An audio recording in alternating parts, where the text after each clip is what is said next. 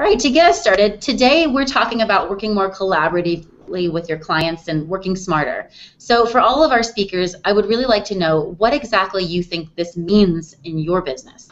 And Paul Dono, we'll start with you. Yeah, hi Erin. It's well, basically it's a quicker response time to the client's requests and dealing with them in real time rather than sort of historical as traditional accountants would. And also the tools to increase the service that we've got are just fantastic, really. So it's a real increase in service to the clients and a lot more cost effective as well. Well, great. Definitely more about working smarter. Anne, how about you? What does this mean to you in the way that you work your business?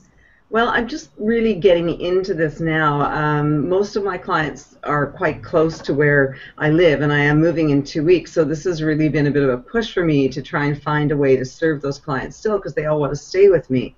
The issue that I have is that most of my clients are still bringing me physical slips of paper and bits and pieces of things, so exactly how to make that work is a bit tricky, but I have been working with clients lots of phone calls, lots of email, that sort of stuff. So some of my clients are very comfortable with that. Other ones want to physically come and see me. So, we're just trying to work a little bit more through Skype, through email, those kinds of things. But I have a client that doesn't even use email.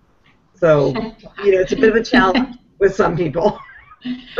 Absolutely, and that's a really good point to, the markets being different, and so obviously the challenges are going to be different from everybody depending on where you're working and what kind of clients you're working with. So really great to consider that as we're going through this discussion. And Paul Lancaster, if you could let us know a little bit more, you've worked with so many of these different accounting professionals, and you can share a lot of different experience. So what does that seem to have really meant to a lot of them? Yeah, hi Erin, and everyone else who's watching, and I think basically the technology is there now.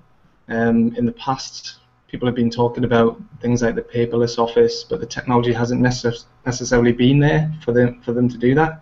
But more and more people are using cloud-based tools and apps in their personal lives through their phones or their laptops or their iPads. So they're gradually expecting that in the office or in their working lives as well.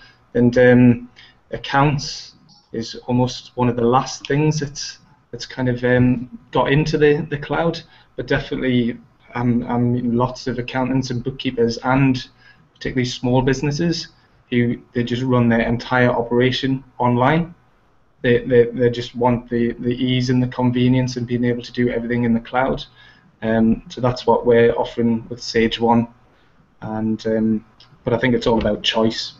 Different clients have different needs, but Sage 1's definitely a good option for people to look into.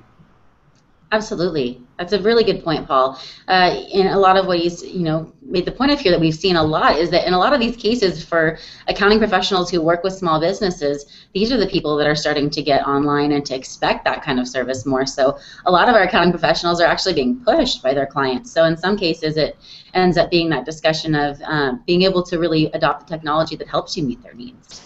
Yeah. Thanks.